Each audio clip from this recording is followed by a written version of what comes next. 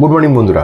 আমি কিছুদিন আগে একটা ভিডিও পোস্ট করেছিলাম হকার উচ্ছেদকে নিয়ে। তো ভিডিওর মধ্যে এটাই বলেছিলাম, যে কর্মকাণ্ডটা হচ্ছে সরকারের দ্বারা সেটা আমি সাধুবাদ জানাই, কিন্তু তাদের জন্য একটা বিকল্প কোনো জায়গা দেওয়া উচিত ছিল, কারণ রাতারাতি তারা কোথায় যাবে?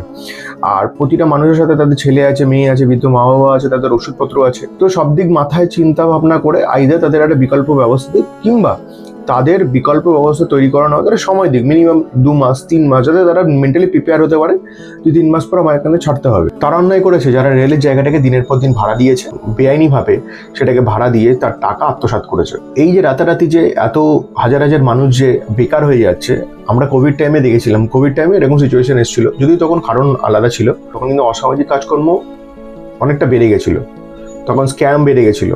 তো এটা কিন্তু একটা বাজে দিক। যখন মানুষ বেকার হয়ে যায়, চাকরি চলে যায়, তখন কিন্তু এই অসামাজিক কাজকর্ম কিন্তু আরও বাড়ে। ঠিক আছে, হ্যাঁ এটা ঠিক, এটা রেলের প্রপার্টি। আমি আবারও বলছি, রেলের প্রপার্টিটা ঠিক। হয়তো কয়েক দশক ধরে হয়তো তাদেরকে ওয়ার্ন করা হচ্ছিল উঠে যাওয়ার জন্য, কিন্তু তৎকালীন সরকারের সমর্থনে তারা কিছুতেই উঠছিল না। আমার মনে হয় যদি আরো 1 মাস টাইম দিত তারা তাদের দোকানটা খালি করতে পারতো, তাদেরকে এইভাবে তাদের দোকান ভাঙচুর করার দরকার পড়তো না। এবার আমি আরেকটা কথায় আসি, সেই সময় অনেকে ফানি রিয়াক্ট করেছে। আমার অবাক লাগলো যে ফানি রিয়াক্ট এই সমস্ত পোস্ট আছে কি করে। দেখুন, আগুন যখন কারোর কোনো জায়গা থেকে লাগা শুরু করে না, তখন সে দেখে না যে কে আমার প্রিয়, কে আমার অপ্রিয় মানুষ।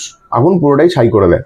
কয়েকদিন আগে হাওড়াতে, ঠিক আছে, হাওড়ার মঙ্গলার হাটেও কিন্তু যারা ফুটপাতে বসতেন, সেখানে কম করে 10, আমি ভুলও হতে পারে নাম্বারটা, 10,000 এরকম বিক্রেতা আছে যারা ফুটপাতে বসতো, তাদেরকে নোটিশ দিয়ে দিয়েছে যে তারা আর ফুটপাতে বসতে পারবে না।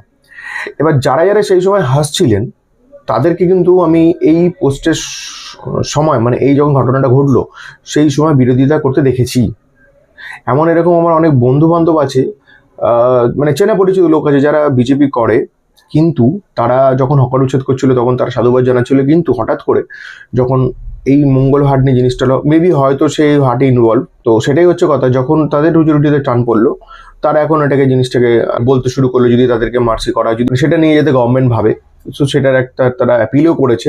সেক্ষেত্রে তাদের অসুবিধা হয়েছে, তারা কাজ করতে পারছে না, তারা ব্যবসা করতে পারছে না, সেই জন্য তারা এর এগেনস্টে এসছে, যাতে হাটটা উঠে না যায়, তারা সেটাকে অ্যাপিল করেছে।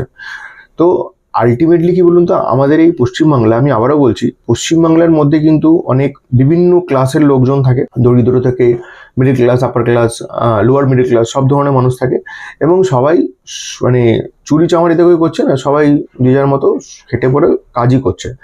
আর কিছু কিছু মানুষ আছে যারা বলছে চা বিক্রি করে নাকি 60,000 টাকা রোজগার পায়। আমি বলছি না পায় না। দেখবেন মুম্বাইতে আমরা দেখেছি, মুম্বাইতে 2-3টে এরকম